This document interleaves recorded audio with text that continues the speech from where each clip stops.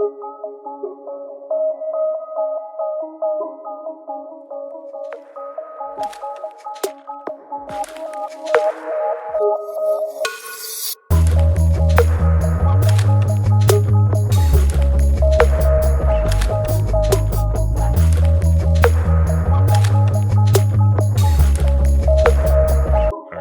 I'll take my sip of beer since you're afraid to take.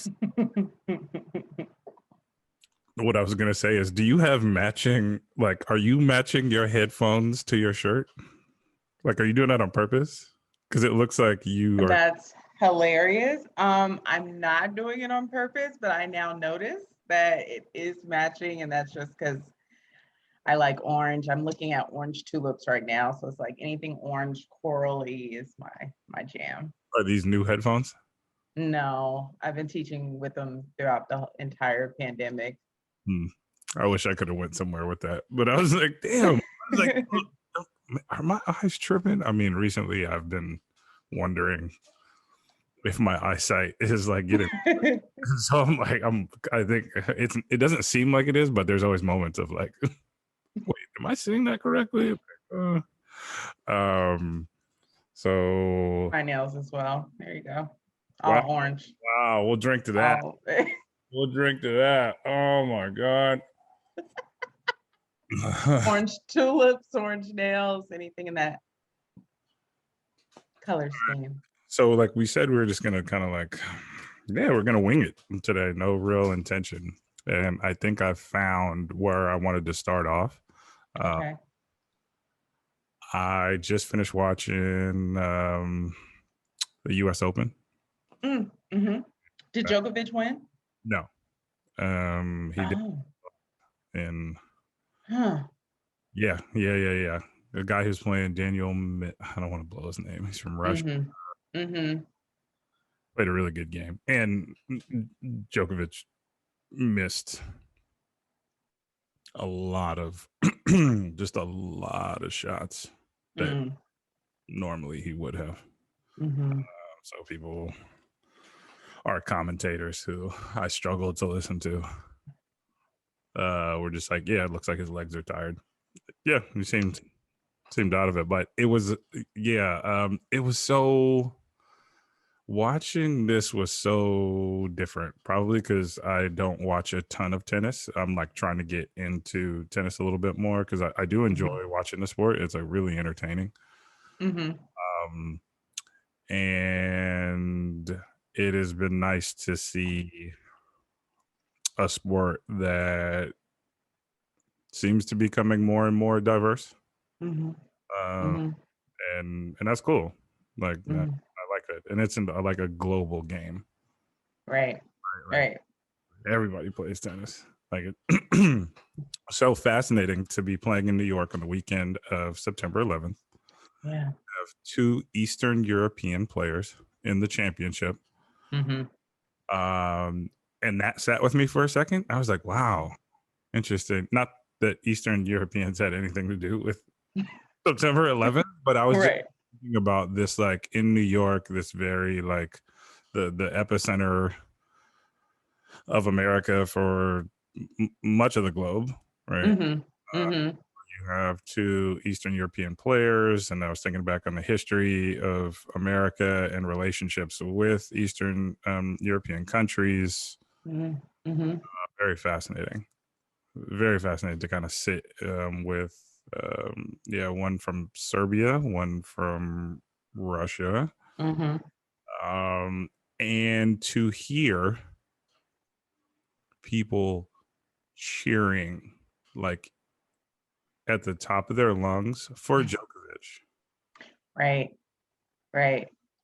It's so interesting too, because like the US Open is so again westernized, like cheering, like people cheer at the US Open as if they're watching like the NFL versus Wimbledon, which is so traditional, right? And a European major where there's a dress code of all white and like all this protocol is like just interwoven into just even the audience and spectator experience. Yeah. That the US Open is like the wild stepchild where Americans are like, yeah, we'll embrace you, we'll open the door. This is a global sport. Yeah.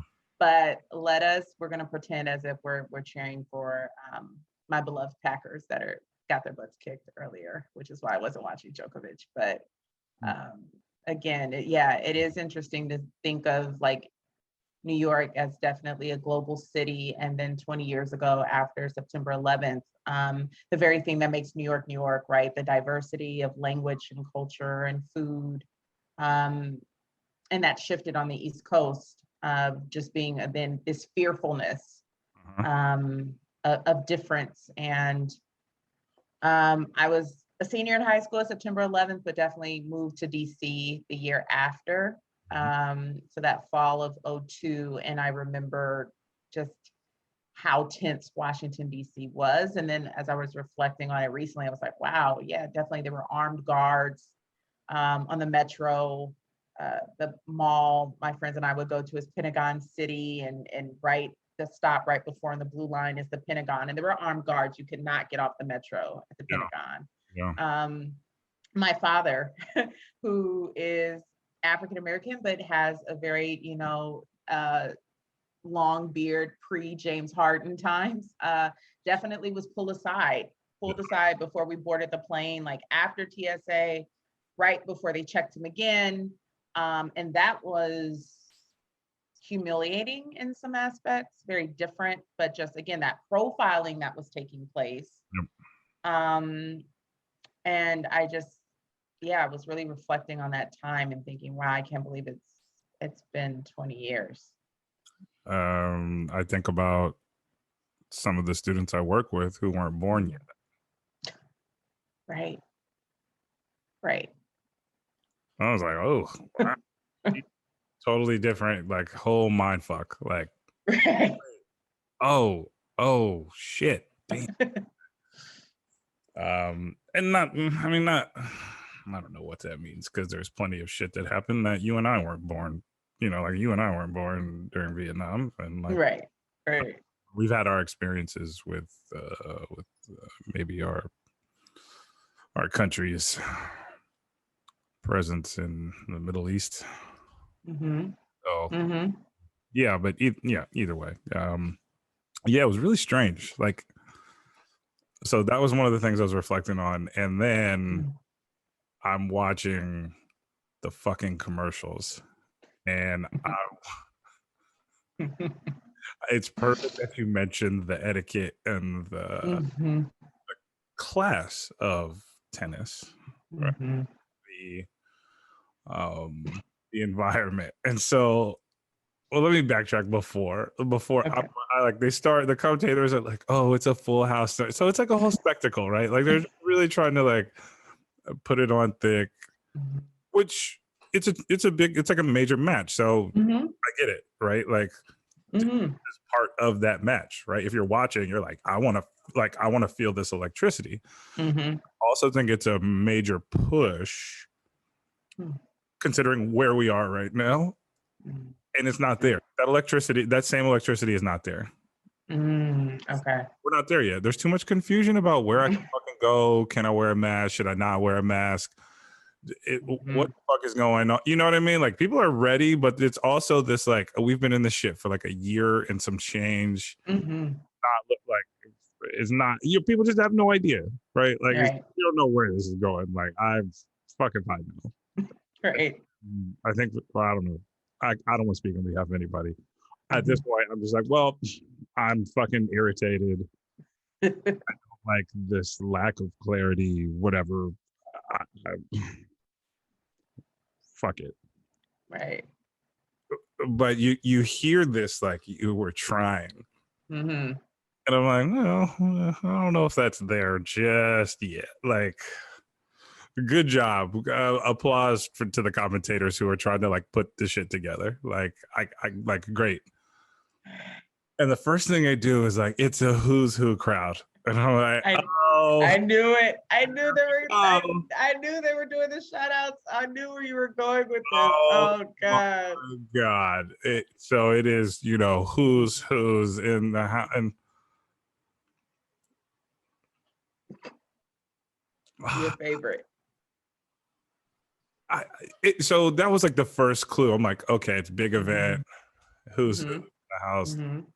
This is not uncommon. We see that in quite NBA Finals, Super right, like, Bowl, right? sure. And I would say more like the NBA sticks out to me just because the size of the crowd, right? Like you can get a close up and different. Like there's a closer interaction with the game, maybe like physical interaction. Yeah. So yeah. So I'm just looking and I'm like, oh God, okay. So immediately this is what we're starting off with.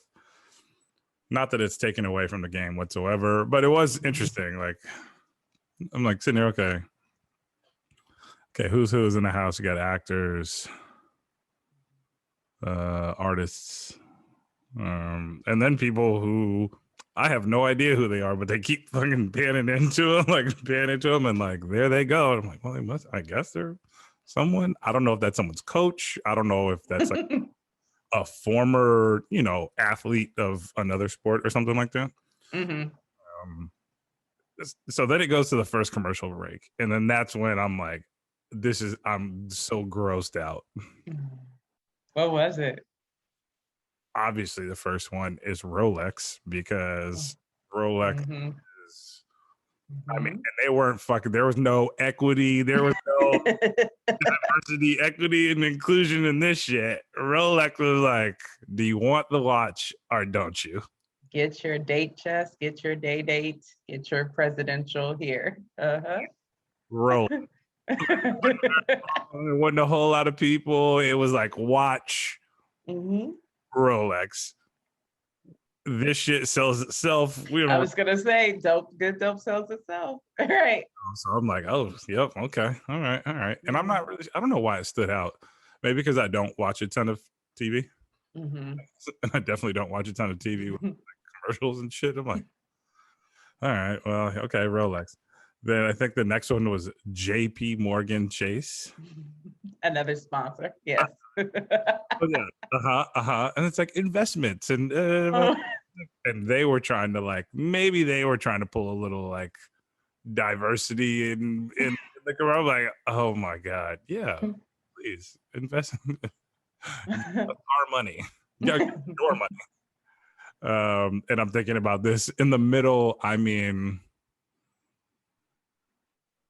not middle. We're not. I don't know why I said the middle. Maybe I just transported back in time when we were in some idea of like we're still in this fucking phase of living that's annoying to say the least. Like I said before, and so I'm just thinking about the financial ramifications of all this that continue to, I think, not. I don't know. I don't know if that's like a topic. I don't know if that's like a hot topic. Like, hey, you know what? We should talk about the amount of businesses that have closed. We should talk about how this pandemic and the way this has been handled has really, affected poor people that were already struggling, right? And then I looked on it, I'm like, JP Morgan Chase. Wow.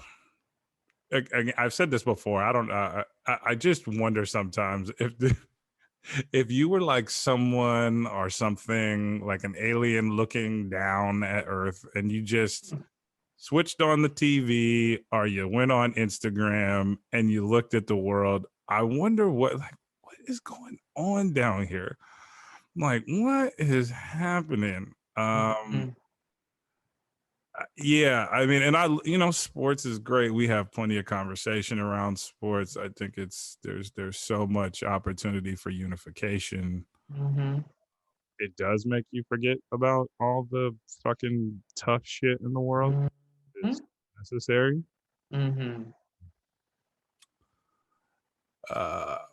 Yeah, but either way, so I think there's that one, and then this one was kind of strange.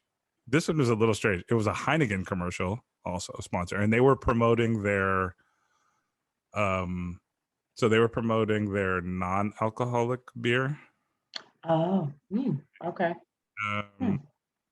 In the first commercial. The first commercial is with, I think, isn't it Daniel Craig, the actor who plays James? That plays Bond. So he goes to the Mm-hmm. bar. Mm-hmm. Knows James Bond's drink, martini, and they pour him something, and it's this weird like pause, and he's looking, and then he sees a Heineken, and he drinks it, and he's like, "I'm working."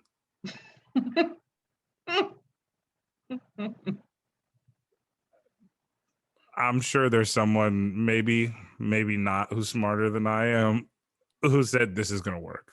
Like this will really get people, and maybe me talking to you about it is what they wanted. I have no idea. I was just kind of like, I don't get it. Like, You know what it brings up though? Working from home. Like working from home, like I'm working, like opting for a non-alcoholic beverage, although during Zoom or other times and the emails that wouldn't stop, there was that pull, like would someone really know if I had a drink? oh, But I wonder, but that's interesting. Okay. I haven't seen that one. well, this gives me more understand. Well, this, you bring up a really great point. So in another commercial Mm-hmm. from Heineken, Mm-hmm. the, so maybe this is like the conscious drinker branding project or something. So there's a series of people who like put their beer down and walk the other way, which, yeah, I resonate with that. Like, yeah, sometimes you put a drink down and like you look the other way or you walk away, or and when you look back, it's in a bunch of drinks and you're like, oh, I'm not sure which one is mine. Like, and so the one that stuck out with me was the last person. It was a woman sitting down having a conversation with someone, and she puts her drink down and like she like looks she looks away for a second and comes back, and like she looks at it and she's looking like, oh, which one is mine? And then she does this like shoulder shrug, like, and then drinks it. Oh my God. And that's a Heineken one? Yeah, it was another Heineken one. Oh. And I was like, oh, I guess like she didn't look away long enough. Did she drink it? Fuck, maybe I'm fucking it up. Maybe she didn't drink it. Maybe she didn't drink it. She was like, oh no. Maybe that's what it was. Okay. Yeah. I take that back. I actually think I fucked that one up. I think she put it back like, no. Even then I was like, oh, is this awareness of like, hey, when you look away and you look back, just go ahead and leave it. Like, someone could have said something. And I was like, wow, that's really forward. I'm not sure if I've ever seen any, like, we've seen don't drink and drive, but not don't. Well, if you drink, watch your drink, because someone might slip you something and then it could go all wrong. That's interesting because that was like one of the first pieces of advice that my father gave me, and he doesn't drink alcohol, but is a former athlete and just, of course, a man who's been in a variety of social settings. So that's like one of the first pieces of advice that he gave me that stuck with me. And then he brought it back up again when we were talking about the unfortunate fentanyl overdoses recently, and he revisited that, just like, be careful, remember, never turn your back on your drink, which I was just like, no, Dad, of course. But it's just interesting that we're one, that the advertisements are bringing in that, social consciousness of awareness of like, enjoy alcohol responsibly, right? That's like a tagline that some of the brands have embraced. But this idea of like just awareness of potential drugging or consequences. It's interesting that they have, a woman in that commercial. We know we have like Sexual Assault Awareness Month later in April. This is Suicide Awareness Month. So that is interesting though to see it very like overtly like kind of positioned in our advertisement. What would suicide prevention commercial look like for Heineken?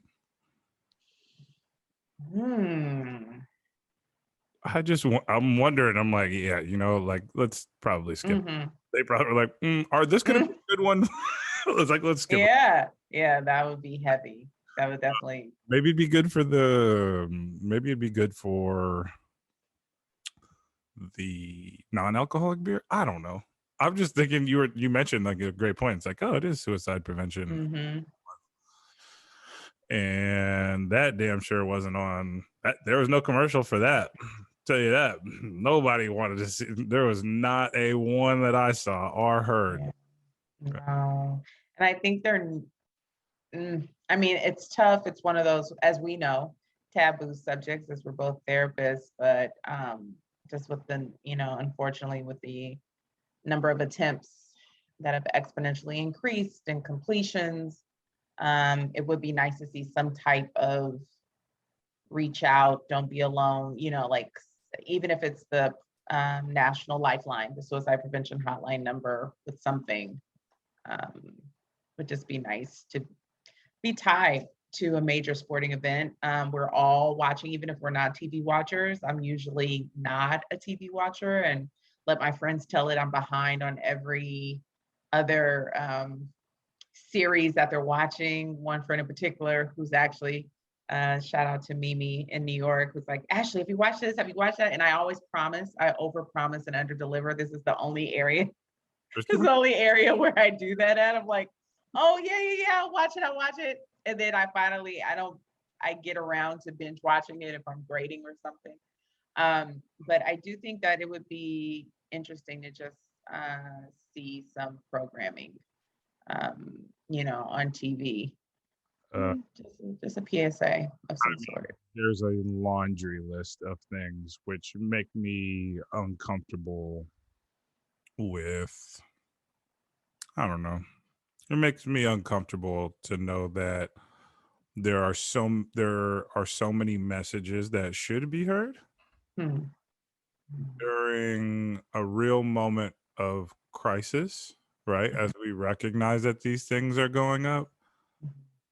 But that's just not, that doesn't fit into the picture. It does not fit into the picture. And so, yeah, really sad. I mean, yeah, people struggling with their health and wellness. And I've talked about this, and not to say we're the only people who talked about this, but my little moment in the damn store today where I recognized fucking almonds cost $12 to eat. I'm like, God damn it, almonds are 12. Well, I was like, well, I'm going to go broke because I want, I took an active step. I've taken many active steps in trying to improve my health. And yeah, like, I've tried to like buckle down and awkwardly enough, do more like less strenuous exercise, but really focus on eating. I had the first conversation with someone other than like someone I was in like a weight loss challenge. Like I've done a weight loss challenge before, but other than that, I've never included anybody in this like goal or this process. And I talked to my therapist about it. I was like, oh, I really want to lose a considerable amount of weight. And I recognize that in other areas of my life, I tend to bring in people. It's really easy for me to like bring people in and like on a project, like I'm Mr. Collaborate. Like, hey, do you want to like, it's like, cool, let's do it. Like, how can we put all this shit together? And so I was like, well, I don't do that with like my eating habits are like, I do it with just about everything else. Like, stuff like I enjoy working out with people. Like when I was training for swims or something like that. That's great. But it took me 30, yeah, it's taken me 20 something or 15 something years to like get to that point of like talking Mm. about developing good habits, or just asking for support from Mm. someone who is going to see me regularly. Mm-hmm. Right? What do you think made you like open to that? I think a little bit is frustration that I know I can do it, and I'm just like, yeah, and like I've done it before, like I've lost weight before, but then I put it back on. It just wasn't consistent. Mm-hmm. I really think okay, one, I want to be as healthy as I can. This was a great reminder. This pandemic was like a real reminder of like, hey, yeah, you like take care of yourself. How can, Mm-hmm. Mm-hmm. as I look at data and I'm looking at, um, you know, who's dying from COVID, who is having really severe reactions to it Mm-hmm. with multiple comorbidities. Mm-hmm. I think obesity, hypertension, diabetes, they're up there, right? And I'm like, well, Mm-hmm. if there's something, we talk about control all the time. I was like, if there's something I could control right now, how can I take control of my fucking health, man? Mm-hmm. Right? Like, as you said, in this work that we do as therapists, counselors, we're supporting people in their health and wellness journey. And I think, I mean, obviously, you've been in this field longer than I have, but I see where it's so easy to just kind of forget about yourself, right? Because you really Mm-hmm. care about your clients. So Yeah. I think stepping into this new role and trend, you know what I mean? Like Mm-hmm. taking my show on the road to Vermont and understanding that this is a really yeah, I think historically I've downplayed when I've moved to places. And this has Mm-hmm. probably been the time where I'm like, no, no, no, no. This is like a major transition for you. Mm-hmm. Emotionally, physically, um, spiritually, like you name it. It's a major thing, and why not start off with health and wellness at the center of it? How do you start off like when shit's going wrong? How can you even like how can you like really tighten up on your health and wellness when you feel like everything else is just out of control? Like, Right. how can I take care of me? So yeah, it's just yeah, I'm back to seeing a therapist regularly, and I'm like, well, I told you before. Yeah, I told you before. I was like, I'm not sure how I want to use therapy. And then I thought about it, like, yeah, no, I use therapy to help my health and wellness journey. And so, yeah, yeah, that's where I'm at. So, did that answer your question? Yeah.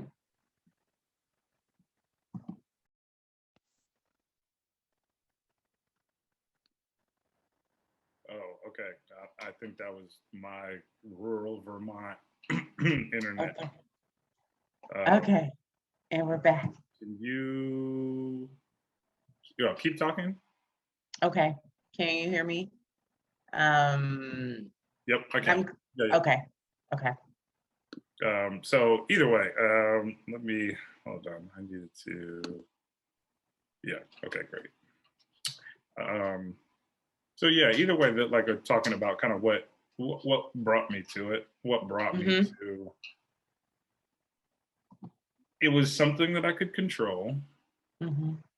Mm-hmm. I've like backflipped as I tend to do into projects, into things I'm interested in.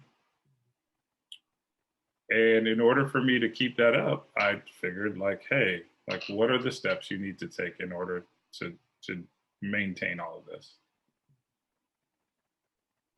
And the good thing is one of the reasons why I moved to Vermont was to have well, one, I saw a lot of great opportunity to to develop in a number of ways. But I would say specifically professionally. But I also wanted, like, I just, like the past 3 years has been really tough. And I needed a place to, like, not have as much distraction. And there's nothing out here. I mean, there is fucking nothing out here. It's beautiful. I appreciate the simplicity. I see stars at night. I'm like, oh fuck, there's stars. Right. There's stars. Damn, right? Like, there's no light pollution, noise pollution. Like, I hear better. I was telling you before, I was wondering about sight, but like that clearly, I was like, oh my God, like I can see these things. This is crazy. So I made the move to actually focus on health in this next chapter of my life. But incorporating the therapist into it, I don't know. I don't know. It took a lot. I was nervous about it. I'm not gonna lie. I was really like, I don't know. I was just like, oh, I guess this is another test of vulnerability. This is another test of, like, are you willing to admit that, like, you have some things you'd like to work on and you want to bring someone else into it? And yeah. I was happy I did it, and I had a great moment with him. And I was like, yes. I was like, I've never brought anybody into this conversation about weight and eating and nutrition. And he said, well, you did. You brought me into it. And I was like, oh, wow. Like, oh. I did, right? Okay. That's true. Yeah. So that was a long way of saying all those things. No, that's interesting. I think, I had a similar goal born out of, like, understanding professionally that I can take a lot on, and I'm really good at being a team player. And I think my leadership comes from observation, but kind of, we're looking at like a retail model of, like, the manager needs to know what the sales associate does.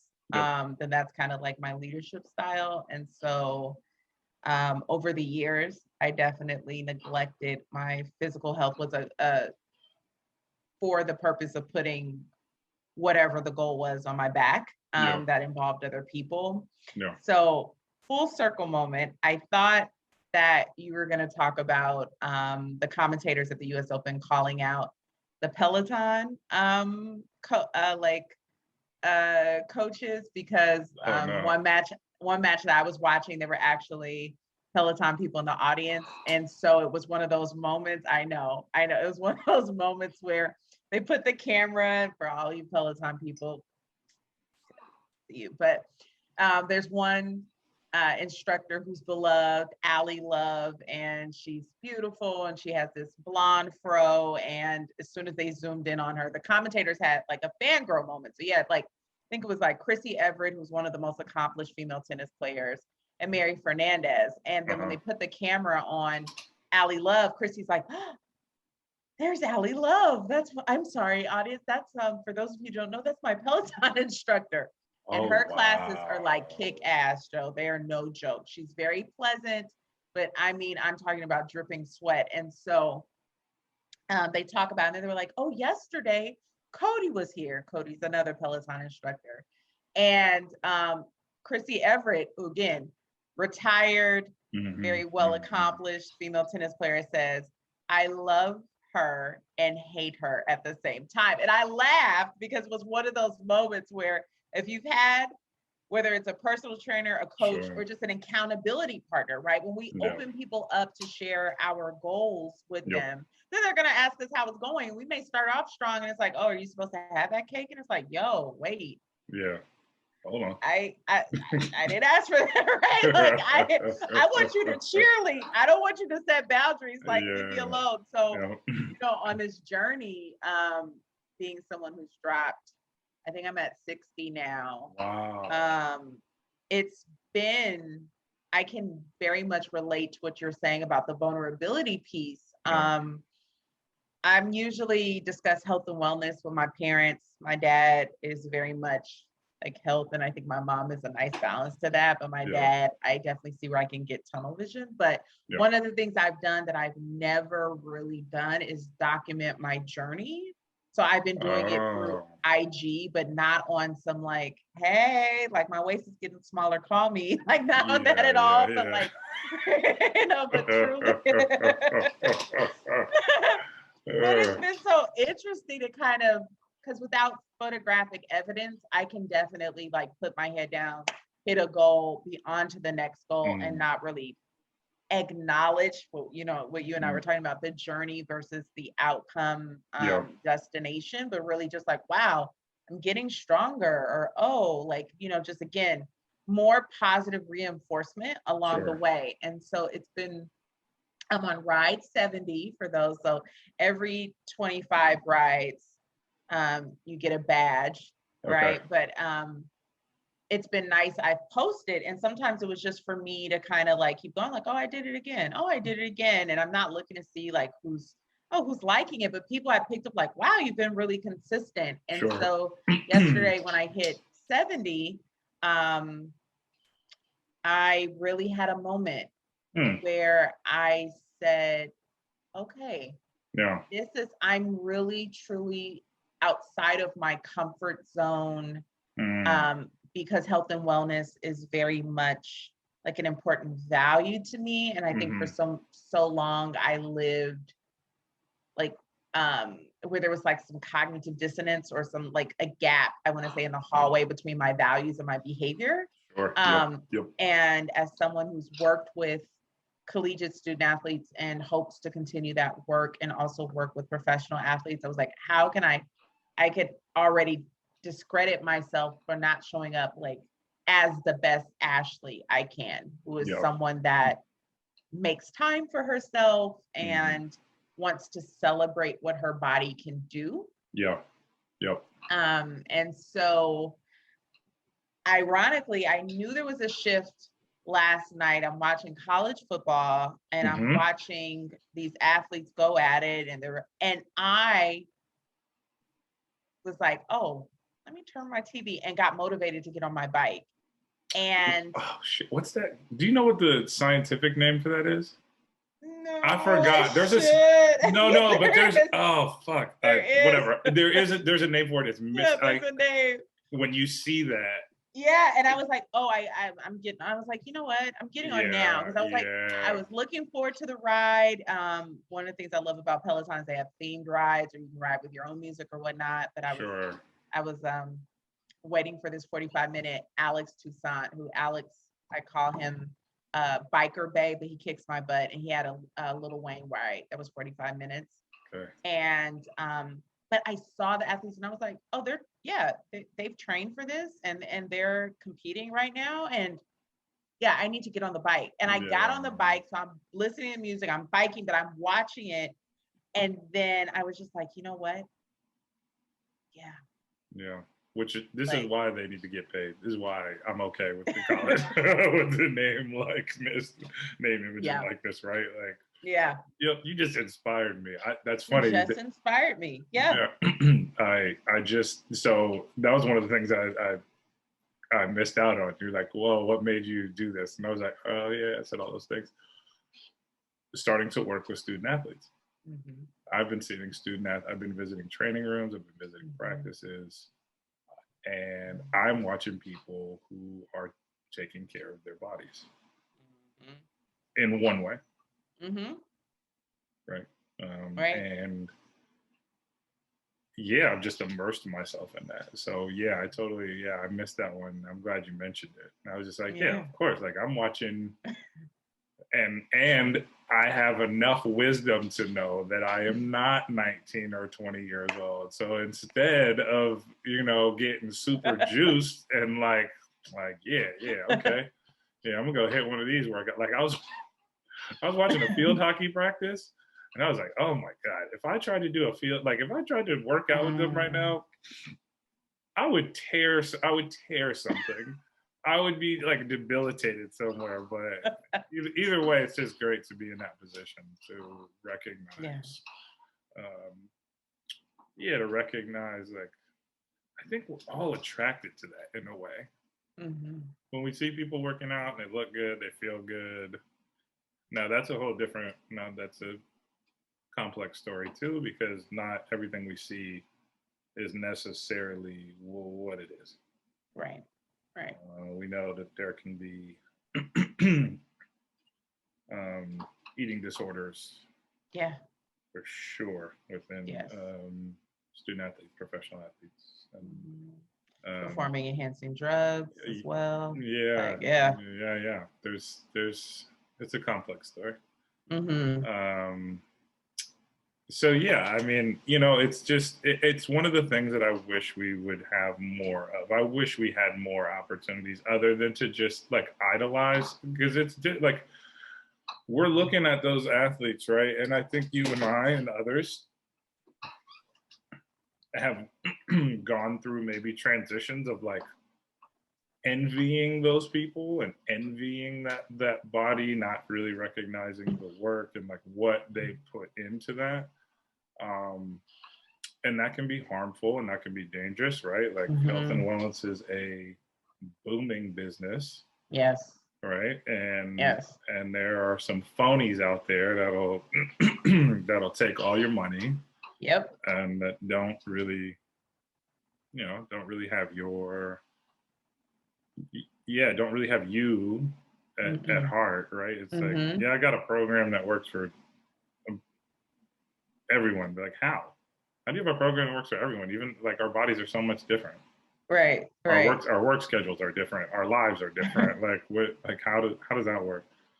But one of the things. So I'm thinking about the former first lady, right? Like, in her efforts. You say what you want, but that was on Front Street. Yeah. You know what I mean? Like, it was like, no, like we got a garden and I want kids to like be active and I want kids to learn about eating well. There's a we have you want to talk about a crisis or a pandemic. We have a pandemic of obesity in our country. We have over half of our population on antidepressants. Like we have like more heart failure. Yes. And I'm just thinking about these things where I'm reminded, like, I don't want to have to like be like, I'd rather say, yes, we have these issues and we are taking active steps to correcting it. Especially during a time where there's, millions of people that are dying. Yeah. And, what stands out to me is when the former First Lady, Michelle Obama, introduced this initiative, and especially with regard to the foods that were allowed to be sold in public schools, or served in public schools, whether it's through vending machines or just available for purchase. And there was backlash. There was complete backlash about, her wanting to remove sodas and, all the wonderful things that at 13 and 15 and 18 you can eat, and it doesn't show up. It's invisible at that time, but as a pattern, right? And the gift of slow metabolism and genetic vulnerabilities because of what runs in families, like, and lifestyle. Like, there's so many variables and things. I think I along with you, Joseph, I really like to think of like, okay, how am I addressing this? But I also have become even more passionate about prevention. Preventative work. And that's also a word that we don't like to talk about in healthcare. And I think the public, though, wants us to talk about it because there's some understandably like healthy mistrust of health and wellness in general, like you mentioned, like can't get on social media without someone trying to peddle as a woman, two women, detox teas that can mess up the gastrointestinal system. Shout out to my aunt who's a gastroenterologist, but we'll have you in the bathroom as if you had Taco Bell or Del Taco after 2 a.m. Like that. All types of waist trainers and different things that are cinching and whatnot. And there's a peddling and an appeal to an aesthetic versus celebrating health and the variety and diverse body types where it can reside. And I think for prevention, I'm thinking too with mental health, I know things that I like to just do or just try to increase wellness with like, okay, I can do things to regulate my mood. Not saying that something's not going to happen and throw it, but like regular sleep and, you know, like hungry, angry, lonely, tired, like managing those things and not overscheduling myself or giving myself enough transition time, like as you mentioned, things we can control that can just help maintenance of whatever that can be good for everyone however they want to, like, you know, some people are less scheduled, some people need more scheduling, but I think just prevention in general and I wish we did more about that. Well, you bring up a great point about this kind of food system in this specific situation in public schools. I remember working for the Boys and Girls Club in San Francisco and seeing not only seeing the food in the public schools where most of our students you know went, and then looking at our food program because that was a big thing, like feeding kids. And I looked at it and it was really weird to say, I almost wished we didn't feed them. Because I was looking at shit like, I don't know how that, like, in combination, say what you want. I don't know how much more information we need. I'll say it. High amounts of sugar are not a good idea. Right. And I looked at just the snack. I was like, I've seen what they eat at school. And in combination with this, I was like, yeah, I would have, you know, we talked about the rise in ADHD. The rise in, and I think in childhood diabetes. Like, I'm like, how could you perform well? Like on top of, and this is the systemic issues that we're talking about. Right. This is, you know, this is by design. You have people who are coming from really hard circumstances, really tough family lives, who may be struggling financially. These may be the same people who are eating poor foods and they feel that. Who feel like there's less visible opportunity. You know what I mean? It's just like this. And I remember talking to the president of the organization, and I said, "Is there anything, you know, look, as the aquatics director who pushes, you know, every person to get in the water and they don't have to swim. If you're just running around, you're moving, great." But the other piece is like, what are they putting in their bodies? And he was like, to feed them really well is so expensive. Going back to my fucking $14 goddamn almonds. The almonds. And I was like, yeah, correct. Right. It's too expensive. No. I mean, it's all these things are connected. And yeah, my frustration continues. I think we You know what I mean? We can continue to lead by example. You know what I mean? I think it's a phenomenal idea to create positive examples of health and wellness on different platforms, right? Right. So that's really cool that you did it right. Like, I'm very critical of social media. I try to limit my time on it. Sometimes I can get into like a little bit of a spell, and it's weird when I like wake up and I'm like, wait, what? I don't get into hour long. I don't get into those hour long, but I'll get into a good 5 minute, and then after the 5, I'm like, oh wow, damn, okay, yep. It can be a rabbit hole. It definitely could be a rabbit hole. Yeah, absolutely. And yeah, so I think that's really cool that you're doing that, right? Like, I try to think about some of those things whenever, like about like posting. The only thing I really post is the podcast interviews. Like, the clips are my other. I have two. I have one for the podcast and interviews, podcast interviews, whatever.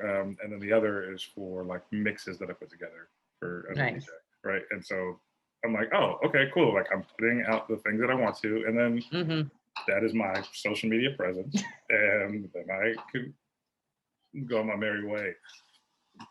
But no, I think that's really important, and I really like that strategy. What's coming? We talked about this before. Like I said, health and wellness is not at the center of our culture as a country. No. It's not. No. And it's a major issue.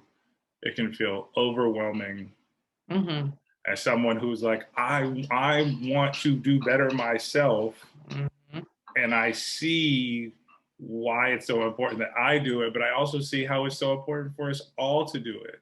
Like, the conversation that comes up that's interesting is when someone is like, well, just worry about yourself. I'm like, well, from a tax perspective, I pay for people's hospital bills. You pay for people. I don't know what you think Medicaid is. I don't know what you think, like, where's the money come from? Oh, the money comes from us. Like, it's a whole spiral. Like, we're all connected in this. Like, that's a great point. Like, we are all paying for this. We're all paying for this. And so, I think that all this imagery, lack thereof, right? Lack thereof. And, as we talk about sports and the ability to change cultures and bring to light, we have various athletes who are bringing, different social justice issues up. It's not just on them, right? It really does take, I told you about, I've been reflecting on, and it's so strange. It's so strange. I guess maybe I did in the back of my head.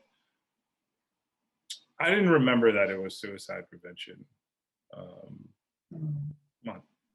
And recently, I told you, I've been reflecting on my own experiences with suicidal ideation and what that looked like for me as a kid, right? And those things are like, I'm like, oh, I would assume this is kind of part of the deal, and also the work that we do, right? Right. The work that we do, it's very easy for things to get triggered, right? You see yourself in a client, you hear yourself, you're like, oh, yeah. I remember that. And I told you kind of what, we had a conversation about like a training that I went through, and specifically around suicide and like assessing suicide risk. And the statistics are pretty clear. Attempts are up. Yeah. Not surprising. No. You isolate people. Yeah. Again, I want to put a focus on, you specifically isolate people who don't have the means to live healthy lifestyle. We're literally in neighborhoods where they're surrounded, like they live in a kill or be killed environment. Yeah. And then you take away the limited resources that they have. Mm-hmm. And then you say, well, good luck. You know what I'm saying? And I'm like, Mm-hmm. well, I went into a whole fucking thing where I'm like, well, why wouldn't you kill yourself? Mm-hmm. I really asked that, like, why wouldn't you? Mm-hmm. I mean, I'm going through my, like, like I said, I went back into my own childhood where I had suicidal ideation that kind of came from just feeling kind of alone and confused, not realizing where I fit into the picture. Mm-hmm. What was my, like, what did I how was I important? You know what I Right. mean? By no means was I living the worst life in the world, right? Like, there are people who had it worse than me. We all have our unique circumstances. You can be around a lot of people and feel very isolated. Yes. You can feel very lonely and be around millions of people, right? And so I'm thinking, like, again, I went from my own feelings and I reflected, and I told you, I like, during that training, I shed some tears because I thought about kind of where I came from, how I got to this point, and then I thought about other people who have it way worse, and I thought about people who sacrificed for you and I to get here to where we are. And how the fuck they didn't commit suicide? Like, what in, like, what? I am grateful. Like, I go down rabbit holes. I was just talking about it yesterday. I go down rabbit holes all the time, and they're like, maybe they're a form of gratitude. Maybe it's a way. It's a path to get to gratitude. Mm-hmm. I mean, I just cannot. I can't fathom what life used to be like and how rough it was. I mean, we're living pretty much in a, like, it's so strange to live in a time of convenience in the country. Mm-hmm. Like, I'll order some Uber Eats. I'll order my groceries. I'll order Starbucks. I'll order clothes. I'll order shoes. They'll come to me in a box, and this dude is gonna make a bunch of fucking money and go to space. Yeah. Like, this time of convenience. And when I say this dude, I mean Jeff Bezos. Yes. I'm not mad at the success. You had a great idea. It's just out of, it's like, yeah, I don't know. It's just, it just got out of control. And specifically, as we talk about this time of crisis, those who had the opportunity, I'll just order some shit on Amazon. I think it was Sigmund Freud that said that humans will seek pleasure and avoid pain at all costs. All costs. And so when we think about that convenience, and I'm smirking, and it's one of those like, oh, yep, you tapped on it, because I have not gone without my coffee in this pandemic. Like, I have taken risks to, like, you gotta get your my beloved baristas who have done many things on how to serve coffee in the safest ways. Yeah. But you're right. I think there's something that many people have tapped into, but that idea of convenience, but desire, and how throughout any types of history of human condition, the will or desire for something, if you can meet that, right, or set the stage for that. Yeah. And I think when people were in their homes or isolated, when all, and the way we self-soothe. So let's go full circle. Yeah. Sugar addiction, because I really want to call it that, because this is what we're talking about here. And all the studies, when it, with animals, with rats, and looking at pure sugar versus aspartame, and I like to not a nutritionist. I'm not a Right. medical doctor, but I Uh-huh. think about like cocaine and crack Yep. and other types of, and meth and like different of, you know, of the same tree and different types of addiction levels. Sure. Sugar addiction, many people cope with sugar, Yeah. whether that's in That shit's food, delicious. dessert, an alcoholic beverage or Yeah. whatnot, or a non-alcoholic beverage, but it's also a mood booster, right? Uh-huh. It's a stimulant until it's not, right? It's Mhm. increasing the levels of serotonin, and dopamine, so we're getting that pleasure until the crash happens, similar to someone who's on a stimulant where the dopamine is up, and I don't think, again, with the incidence rates of, first of all, the commercials that I'm tired of, to be honest, and I'm watching a lot of like crime shows, are type 2 diabetes medication commercials. Oh, sweet Jesus. They have taken over mesothelioma commercials. They've taken over any type of sexual performance commercial. They have taken over like and I was wondering like, why is that? But then noticing the rates of and you know, depression, anxiety, and also medical conditions, as you mentioned, risk factors, comorbidities for the development of COVID or any other type of illness, cardiovascular disease still being the number one killer of Americans, but also there is an anticipatory increase in the diagnosis of type 2 diabetes. And it's prevalent now in a commercial where I can see them trying to normalize checking your sugar, and you can still have a full life. And you know, I know that we're under 40, but I remember these commercials with HIV. I remember these commercials with like, you're still a whole person and you can manage this.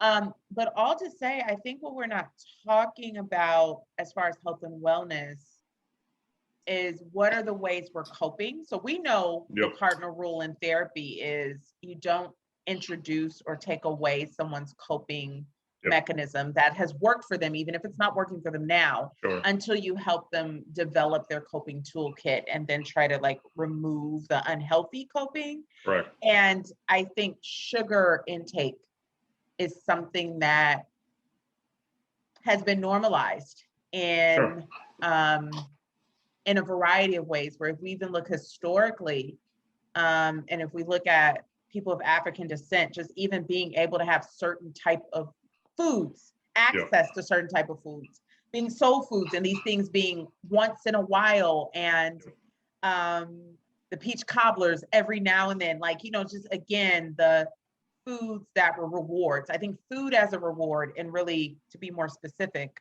sugar as a reward is something that has been, I think, introduced in this country to a variety of cultures. And then in Western society, specifically in the US, is something that's still done. So for the kid that, you know, again, read this, did the book reports, you get a pizza party for ice cream, you get a thing like, right, you know, like all these introductions of pairing, rewarding oneself with food. And so that's something kind of I reflected on to kind of get a sense of, in the pandemic, I realized how much my life was so go, go, go, go, go, that one of the only times I would be able to pair reward with social was over food. So it was like, oh, I'm going to treat myself to Thai, and oh, so excited. I'm also going to have my chocolate martini while I'm there and watch the game. So it's like a boom, boom, boom trifecta of like social reward, you know, and then I wish we looked at more ways we can treat ourselves or celebrate ourselves that does not have to be bound or centered around food. And you bring up something really interesting about like what food was accessible, or what was being promoted, like McDonald's and Burger King and other fast food was definitely being promoted quite well. And were deemed like an essential business. And I'm like, wow. Like if you can't, and this is, we talked about this, the Matrix reference of, you know, what they'll take.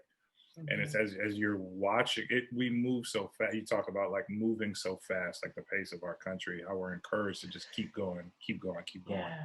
Yeah. And we don't even have the time. Like, by no means am I like trying to be critical. Like, you know what I mean? Like, I'm just trying to point things out, right? Like, I think people can feel like people are being critical of them. Like, how could you? And I'm like, well, no, I have a lot more compassion, and I recognize like that it's deeper than it's much deeper. It's always much more complex than what we think. What can you afford? I don't even want to go into the whole conversation about who accepts food stamps and who doesn't. Right. Like, is there a reason?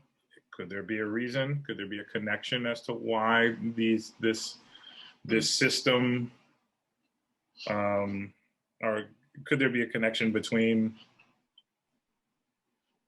food manufacturers and big business, federal government,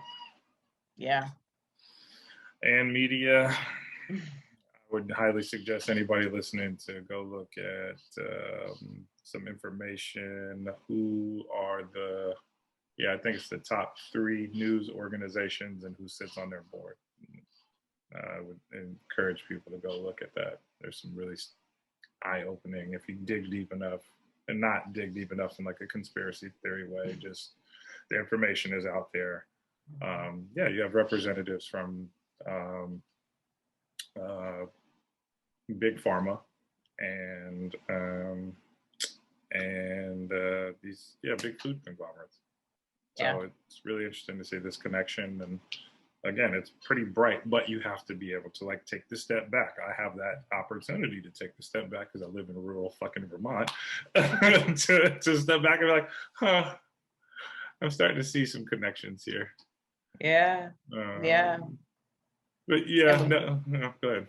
No, I was just going to say, we have the privilege to both not be responsible for feeding multiple people, right? Sure. Like that's something that I think, we look at and we talk about privilege a lot. And I think there's some markers of privilege that are probably easier to identify. But when we talk about the cost of living, whether we're like, rural or in the big city, also family size really is an important variable. And I also, in addition, encourage our listeners to research who has recently purchased a lot of farmland in this country. I think that is an important treasure hunt to get a sense of, again, how, as you mentioned, big pharma, food conglomerates, and farmland, and who has access to that. There's some real shit happening. There's some real shit happening in the country. I mean, real fucking shit. And it's like happening in front of us. It's, if you subscribe to, if your main, and this is so fucked, I mean, it's so fucked up. And I don't want to go down this hole, but just think about like how we're deterred. If you watch the mainstream news, you're not going to hear this shit. Right. And the other, I mean, again, the scary part is we talk about CNN and Fox, and you can see the division and the stories that you're going to get, the perspective, if you fucking call it an agenda on each, the agenda from each. And all of these, they're all owned by they're all controlled by the same people. They're all controlled by the same people. And then you're deterred. But then it's like, well, you need to be informed. Right? Like you should be informed. I think that's an important part. Where do you fit that in? Where do you fit that into your day? Where do you fit that into your day? You're supposed to, again, we're speaking for people who have full-time jobs. They might have a family, a significant other. Maybe they're in school. You work all day. Then you're supposed to pay attention to the news. You should be politically engaged and find time for yourself. Right. And then as you're engaged, like really responding to that. Like I remember at parts of the pandemic, I used to the earlier parts at Yeah. noon. There was the there was a presser at noon, and I would watch then Governor Cuomo on, at the time he was the New York governor. He would give a presser, and then I would switch over to our current. We'll see what happens in California. If the recall happens. There's so much going on day by day, but I would watch Governor Newsom's presser, who also had one at noon, in addition to LA County's like update. And I had like morning meetings, and I like to work in the morning to do my stuff, but I definitely taught in the afternoon and evenings. And so I would have to be mindful of, I wanted to be informed. Sure. But then I didn't want the proverbial monkey on my back as I'm distracted and drained and needing to attend to my students, while also being emotionally available and open to what they want to bring into the classroom, which is we have to talk about how they're doing before I can try to download any information, right? Because Maslow's hierarchy of needs, like their sense of safety and hunger and like there's some prerequisites to the learning process. And I think even more so, that's when I started walking. I turned off the TV and I would walk up and down a hill by my home. And I didn't know that I was like decompressing, but I just had to, it wasn't like something I would just be like, need some sun and just go. I gotta go. And I have time before my meeting. My meeting's over. And then it became just this routine. And I realized even more so, it's like I would feel the difference when I wasn't walking. And I would want to take it out on the pavement, like up, down, up, down. Okay, and I realized control, right? This is the part that I can control, is wearing out my body. First, sometimes I would frame it perspective as I'm wearing myself out, just trying to bring myself down because I'm too up. Some days I was just shaking off what I heard, like, let me just get this off of me. And I think over time, I think it's just about too, as you mentioned, like what we take on, and then how do we make, I guess you could say, like executive decisions on what to hold on to and what to let go of. Like, where do I file this? And allowing ourselves, I think it's just like with portion control, it's the same thing. I think I like to phrase it like it's same portion control on a plate and emotional portion control. How many like I understand the importance of acknowledging September 11th as someone who researches trauma and very much enjoys witnessing the resilience and recovery of people who have experienced trauma. However, I knew personally that I was not going to allow myself to get trapped in the television of reading the bios, because I'm susceptible and vulnerable to these vignettes, right? We're trained in psychology and social work through vignettes and stories, and you can pull me in with a story, and the next thing you know, you've told me this story about this 13-year-old and they're on the plane. Like I caught one story and I was like, time to turn the channel. Young Black girl who was 13, who was on her way to like the spelling bee to celebrate the spelling bee, was on one of those faithful, and I was like, can't do it. I can but I'm not, because I was like, if I let the TV play, then the Sarah McLachlan music will be in the background. Before you know it, I'm sobbing and I'm done for an hour and a half.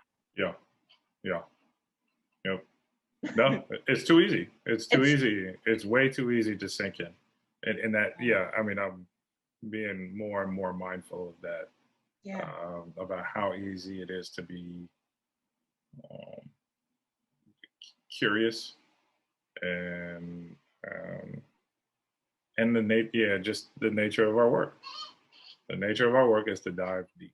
The nature of our work is to like get to the place that's causing people pain. Wait a minute, are those animal sounds? Is that rural? No, that's probably this fucking old ass. It's probably the old ass fucking rocking chair that I'm trying not to fucking roll into. I literally thought I was hearing a farm animal. Oh my god, there are farm animals, but no. I'm like, okay. I was like, yo, that is. I heard some shit yesterday. I heard some shit yesterday. I was like, what the fuck is that? Yeah. And then another rural moment. Uh-huh. So I've been hearing this woodpecker like going to town.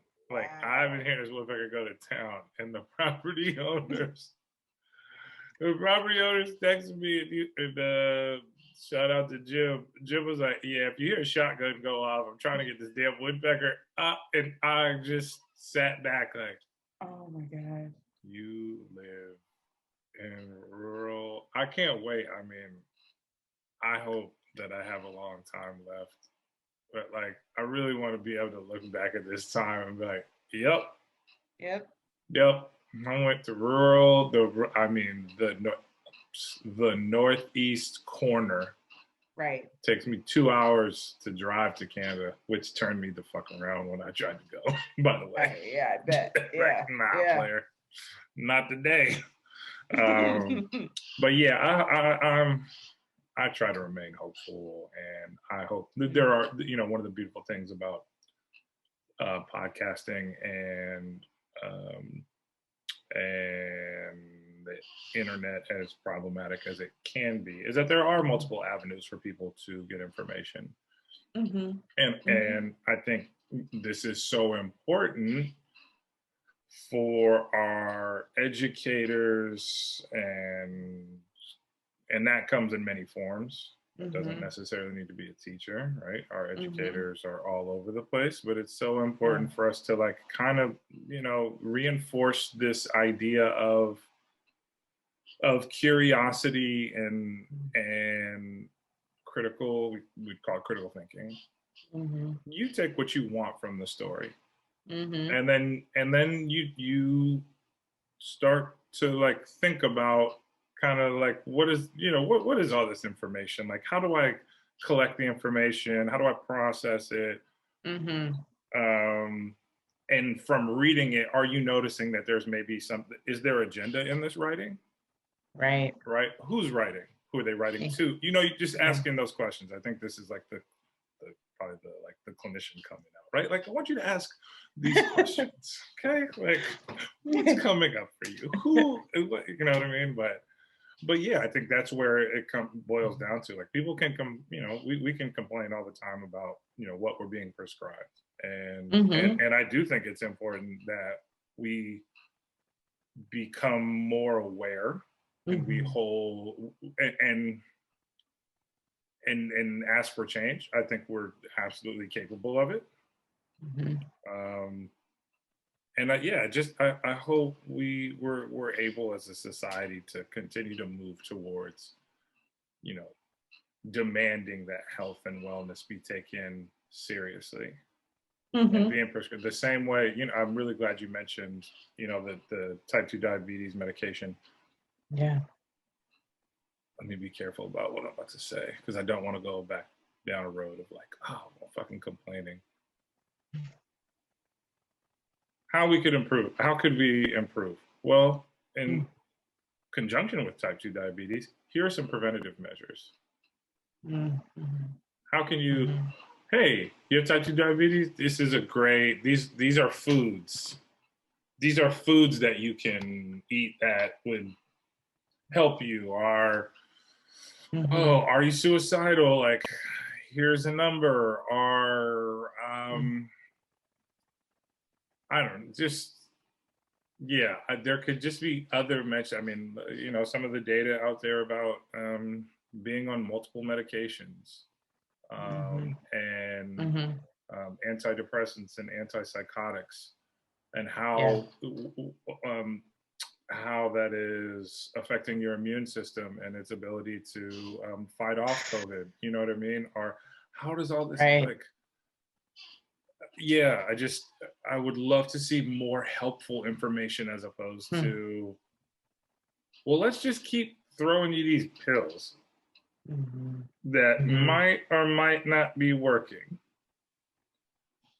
It's fucking scary to think, and then I'm gonna come to some happy shit, because it's scary to think that half the population is on antidepressants.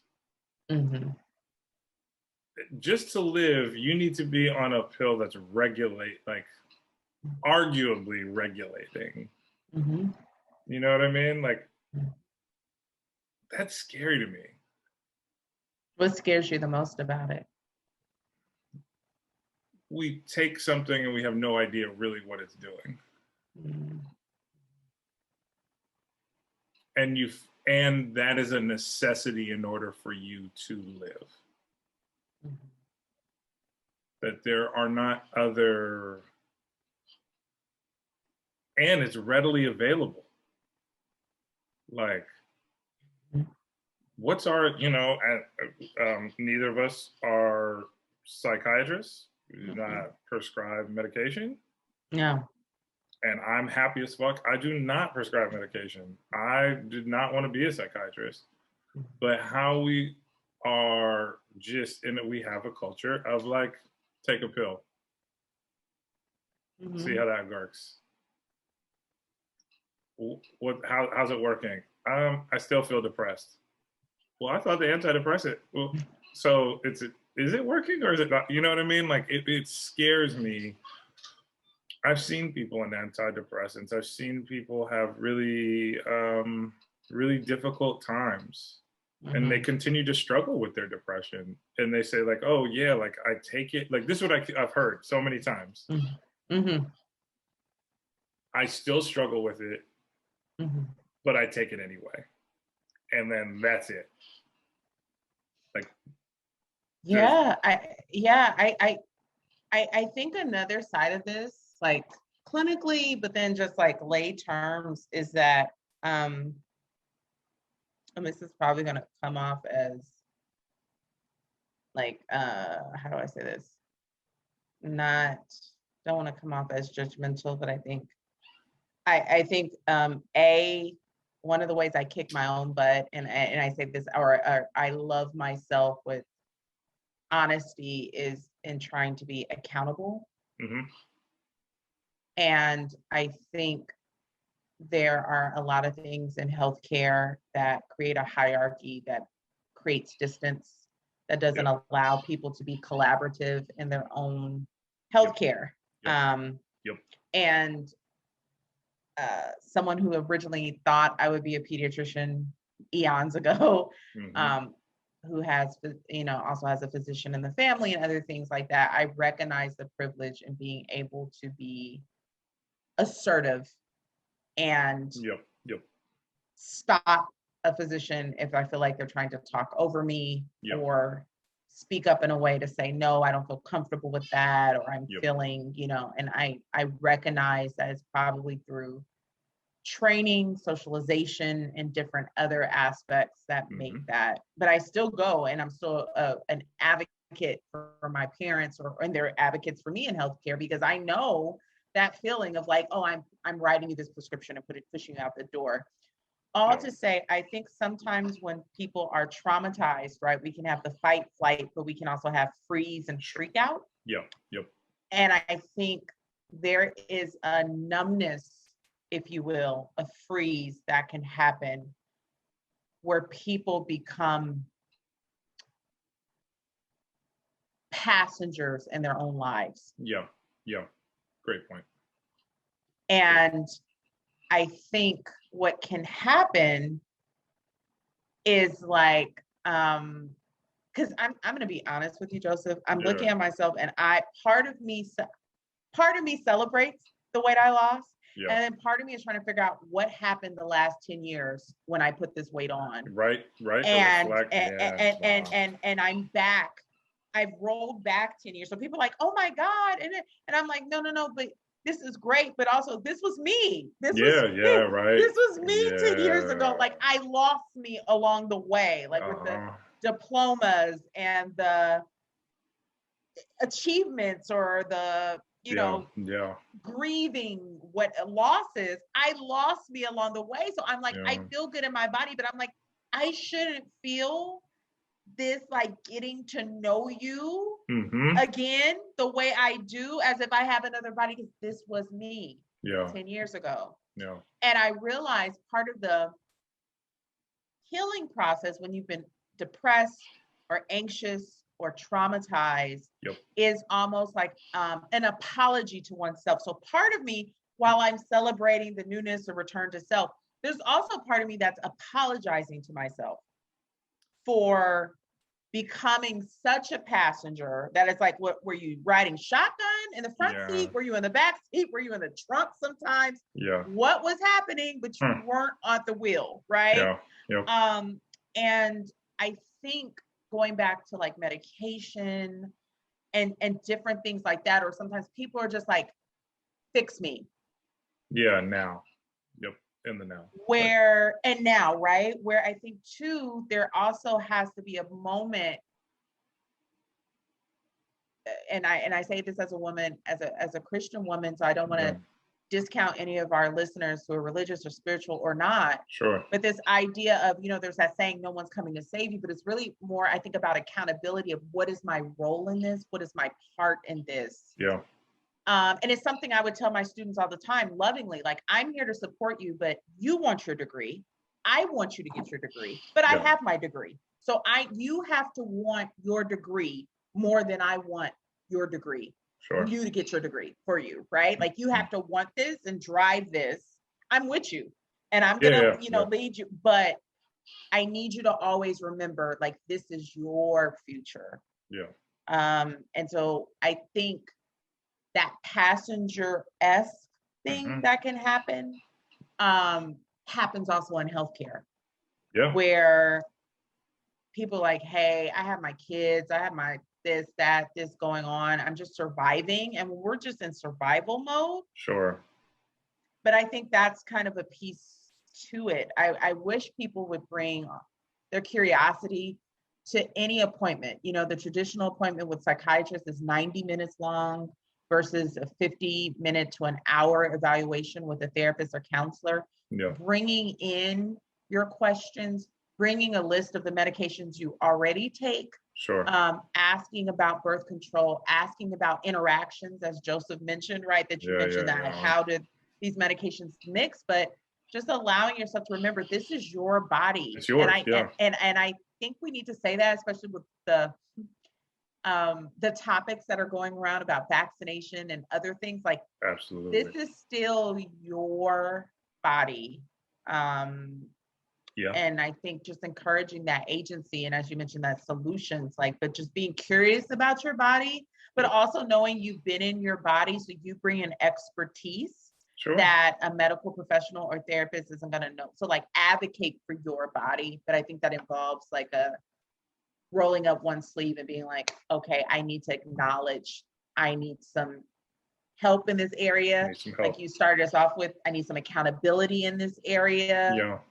But the passenger analogy just really has resonated with me in my own health and wellness, stretching myself, trying to grow and improve my health, especially as I get older and have different goals in mind for the future. So you bring up a great point, and that's kind of where I'm leading in terms of how do I encourage people to ask questions, specifically in our field, right?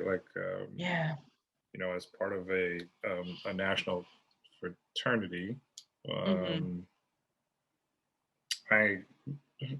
I have a complicated relationship with, where I'm trying to identify how I can be of service, and have some type of relationship, even though I do find there to be some problematic areas, especially as we explore masculinity. But I think one of those things is it's not necessarily, I recognize the complexity that comes with talking about mental health in communities that have been harmed by, and that's everyone. I mean, we are we have really done some real harm to people. We have really done some real harm to people. And that's one part of the conversation of understanding, you are you, and you also come from something, right? Right. Right. Yeah, everything, everything is not always, like I said before, it doesn't seem it's not as simple as you think. Right. Usually it tends not to be. But yeah, encouraging those questions. Mm-hmm. You're seeking out services. So like I was thinking about how to be of service to specifically Black men. Like, well, if are you curious? What are you curious about? If you are trying to find a provider for you or maybe a loved one, and that can include maybe a child, right? I think there's like one of the great things, look, I'm glad we're turning it around to like hopeful. I think the word therapy is becoming more normalized with people, like with kids, like wellness and meditation and you know what I mean? Like I think kids are like, oh no, like meditation, I know meditation. I'm like, yeah, cool, great. Like, those things are becoming more normalized. And yes. And so that's helpful. So, maybe if there are, if you're curious about, like getting help or seeking out some type of support service, like, are you asking the right questions? Like, that's a really important thing. Like, that's essentially our job. Like, our job is to ask questions. Yes. This is your journey. Right. I'm here to support you in that. But it's also important to recognize that therapists are human. Yep. And not everyone has just like we were talking about earlier in the conversation about the fitness freaks who are out there, you know what I mean? Like, this is what you need to do, 10 days. Right. You'll be as fit as me, you know what I mean? So it's important to ask those questions, right? I think, don't be afraid to ask like a clinician. I think it may be easier for communities or people to find therapists who look like them or maybe who have a shared experience. Not necessarily, that could be an easier way in. Also, it might be scary, but explore another counselor. They may be able to support you. But if you are doing that, ask some questions. Like right off the top, like where do you think race comes in? Where do you think sexuality comes in? Whatever identities you hold, ask those questions. Be very clear. Be very clear about like what it is. I mean, you could get into like what I love when I read clinicians' web pages is they go into their therapeutic approach and their framework, and that's pretty much a standard. And the only reason I'm bringing that up is because I've had to do that recently, and I had to think for a second, who's this for? Who am I writing to? Right. So yes, I'm a firm believer of educating people and not hiding anything. But if I'm going to talk about I'm a relational therapist, well, then I want to define what that means. If I'm, a goal oriented, or I believe in DBT or CBT, well, what does that mean to you? What is that? What should a client know about that? Right? Like, so I just think about these things like, hey, these are questions you should ask. Like, if they're saying, oh, these are the type of therapy, I'm like, well, what does that mean? Ask them. So it's interesting because I think you're spot on. And what's coming up for me, it was just something I don't think you and I, we banter back and forth and discuss relationships at length. But I think it starts with knowing what your needs are, as you mentioned, and then knowing how to assess whether or not someone has the capacity to meet your needs. Sure. And I think we talk about this in relationships in general, how people can just get into a relationship with assumptions. And then time passes, right? No judgment. It's a human experience. And then a life experience or something will come up where a need arises. And then at that moment, someone recognizes whether or not their partner can meet that need. And often there's like this shock and epiphany, right? Of like, wait a minute, like, I can't believe you didn't support me. And it's like, well, what does support look like to you? Was that like words of comfort, or like, is this something like, and then how do we, because what if there isn't this big life transition happening at the starting or the dating or talking phase or whatnot? Sure. If the couple's like, how do we look for that early on? Right. So it's like trying to almost, it's weird. It's like you're going to an appointment where you meet a therapist, and it's like, I may be jumping into one of the most intimate relationships I've ever had. Yep. And the therapist says, okay, what you say here stays here, with these exceptions, of course. And even if you tell me you're a harm to yourself, that doesn't mean you're automatically going to end up in the hospital. That means I'm going to take steps, and may include people that we've predetermined to be a part of your treatment team to come in to help keep you safe. Right. So I just think it's important for our listeners to know that. But like, absolutely. I recently had to write a bio as I'm transitioning back into clinical work. And I too had to write about the way I work. And, you know, it's been a number of years since I've worked clinically. Yeah. And so I had to ask one of those questions like, okay, well, who do people get when they get Dr. Ashley? Like, what is that? Who is that? And I realized, I was like, okay, you know, there's some words that we know, empathic, yeah, but that's not telling. That's like saying I have a kind partner, right? It's like, okay, right, like, I hope so, right, I hope so. But I had to dig deep to figure out, what do people get when they get me? Sure. And it's helped in other parts of my life too, like these questions, like, who am I and what do people get that's like unique in a way that's like and so one of the things I talked about was humor. How one of my coping skills is humor. And if you can laugh, and this doesn't mean you have to be able to laugh at yourself or whatnot. You can laugh, not mandatory, you can laugh at me or whatever, but like, if you're low on the spectrum of humor, of like appreciating it, acknowledging it, then you're gonna miss the side comments, you're gonna miss like this, sarcasm may not be your thing, but you're gonna miss like a way of joining with me. And we know there's diversity in humor, but if you can like George Carlin and you can like Red Fox, and I'm somewhere in between, but humor. And then I realized I really put a lot of emphasis on how people appraise things.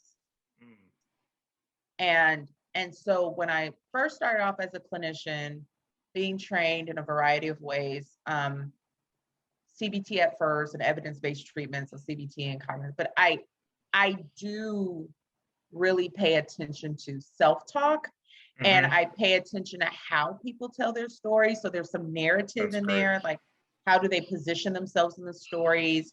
Are they passive or active? Like how I brought up the passenger versus like, where is there a shift in there? But I found myself smiling how I've evolved, wishing some former clients could come back to get a new version of Ashley, me as a clinician. But I thought about having to bring in attachment, and so it was nice just to kind of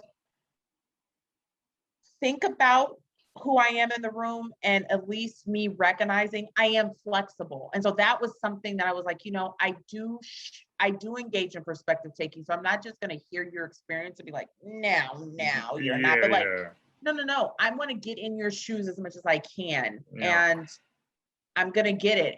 And I'm going to really try to get it. And if I miss it, I'm going to ask you, like, if you shift and I pay attention, I'm like, hey, I feel like I missed it, or something happened, or you withdrew, or did I get it?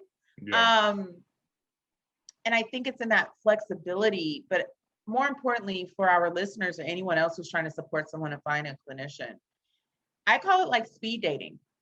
The first, you know, you're going to call people, you're going to get frustrated. There are waiting lists that are like 2-3 weeks in general right now in a pandemic, which again, Joseph, as you mentioned, is great that therapy is no longer like really a stigmatizing, dirty word. However, navigating the healthcare system to get a first appointment, which we also call an intake, is a lot. And so massive shortage of clinicians. Oh my gosh, we need you. We need you. We need you, graduate students. We need you, bilingual therapists. We need you, just whole people. Oh, yeah, man. we need you. LGBTQ community. Yeah. Massive shortage of massive need for trans therapists. Yeah, we need you. Massive need. I mean, I like I said, I think we both come in and we are good about recognizing that we do not understand anyone. It's their unique journey, and that we might be able to have some type of shared experience. But there's so many different types of people, and we need that represented in mental health. Yeah. We really need it. I mean, absolutely. If we're talking about suicidal ideation and how that, how that specifically affects different populations. And I talk about the trans community not as like this way of fucking posturing or anything like that. I'm just saying straight up, like we need more Black male clinicians. There's this, you know what I mean? Like we need more men. We need more, point blank period. Yeah. We need more. We need a diversity of clinicians that are able to, just kind of, I mean, just be there. Yeah. Really be there. I've been thinking about this. I had an interview, man, I don't know when that was, sometime last year, with Aria Saeed from the transgender district in San Francisco. And, one of the things that I've seen the project do is not one, they don't just kind of hone in on like the sob story. They're very much about spreading joy. And I would encourage people to go check the project out. Started by, I think, three Black trans women. But have done phenomenal work. And so, one, spreading joy, not honing in on the dark shit, but they're also getting to like supportive services, right? Becoming that webinars on starting a business, being an entrepreneur, you know what I mean? Like, I'm like, development, like real shit. Right? Yeah. Like real shit that's going to help, not just the patch, like, oh yeah, we did a walk. Walks are good, right? Like fundraising, you know what I mean? But no, there's some real pieces here that are gonna help. And so I couldn't help but think about that interview the more that I recognize how much there is a need for more clinicians. I was like, fuck, okay, what are populations? Yeah. What are the populations that could really, really really use more clinicians. But either way, I'm sorry, I didn't mean to cut you off. No.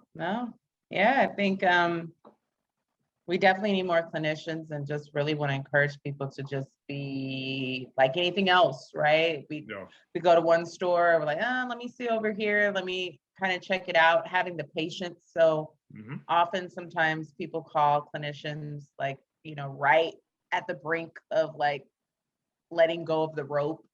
And so because of those wait times, just kind of giving yourself more time, right, to call like a little sooner. Sure. Because if you're afraid of walking through the door, that's fine. It takes a lot of courage to attend therapy, whether that's in-person teletherapy. And so you'll have some weeks more than likely to wait. So you'll have some time. So it's kind of like just scheduling the first date and then waiting for it to come versus like, okay, I want to go on a date tonight. That's not, helpful. But I think those questions that you mentioned really just empowers, right? Yeah. Empowers people to come in and say, oh yeah, this is a service. And while it's nice to have someone listen to you, there is quality control, and there should be. Sure. Yeah.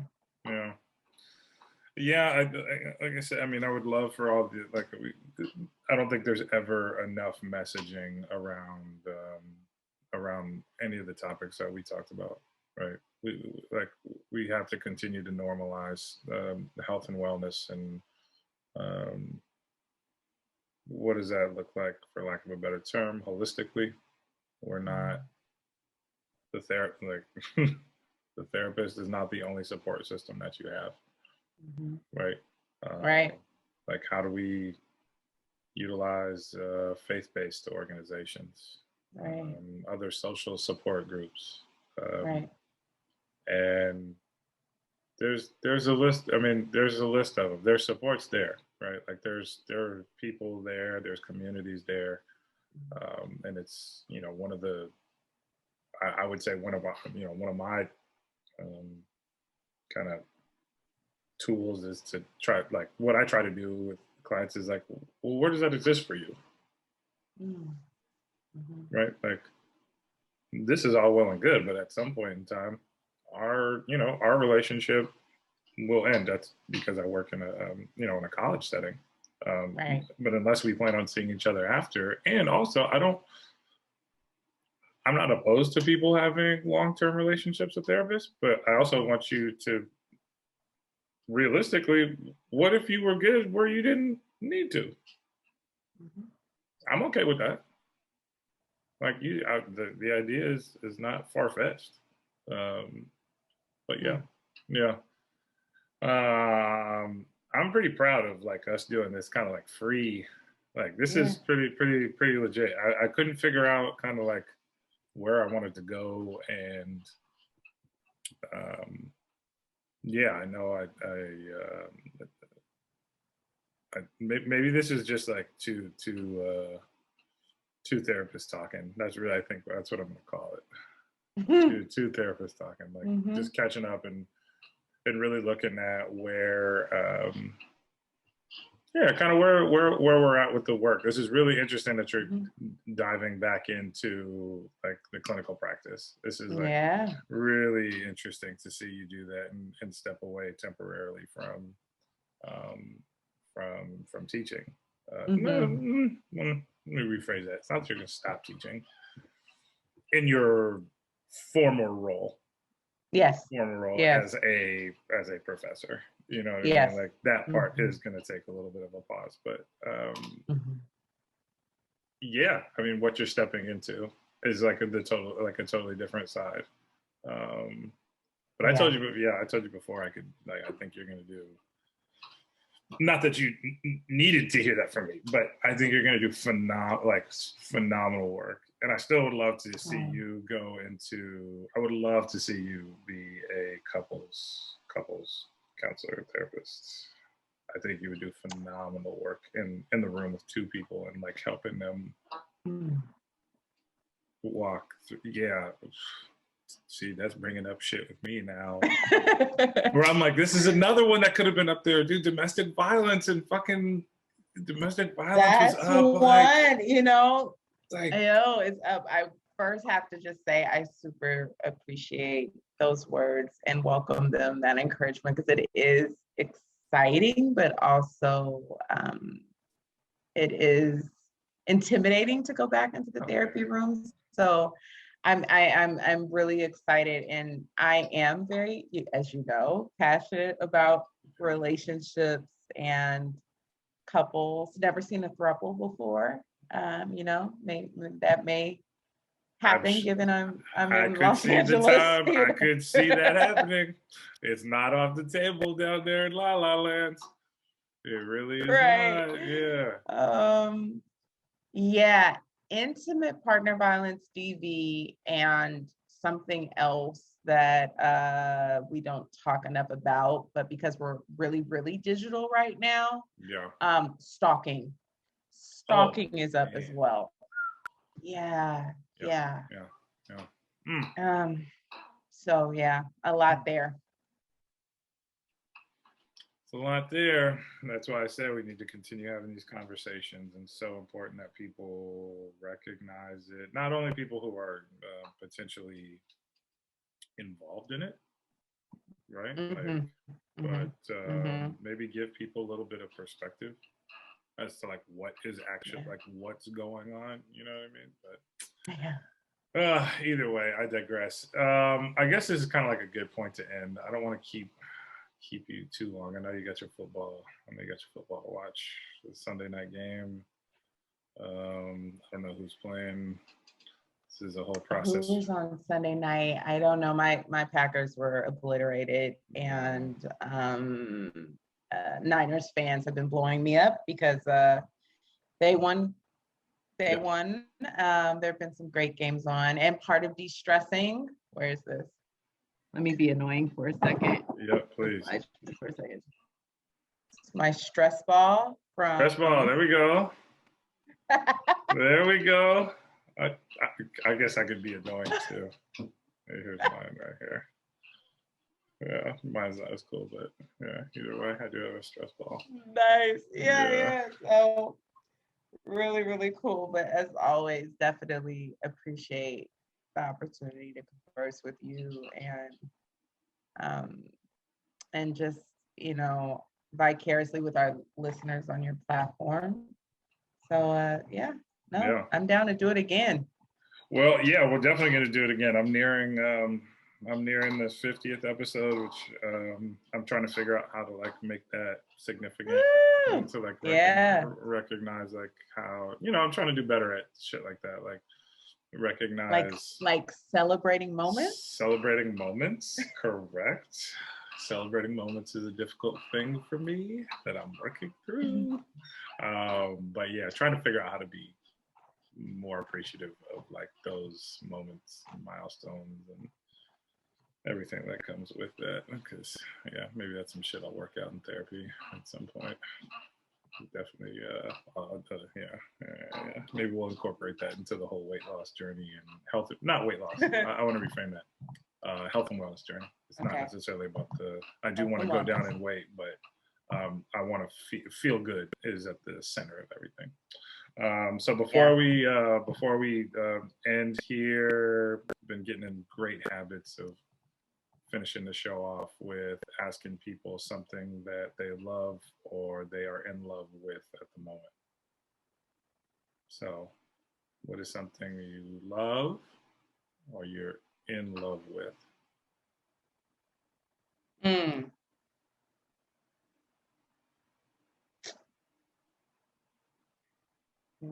I am right now, and this is, I promise I'm not even trying to be really deep, but this is a big moment and a big disclosure. I am in love with myself. Great. And this is a milestone moment on my health and wellness journey to say that. Yeah, I feel like you just picked the conversation back up. I'm like, but that's okay. No. That's beautiful. Well, I'm glad. Yeah. I'm happy for that.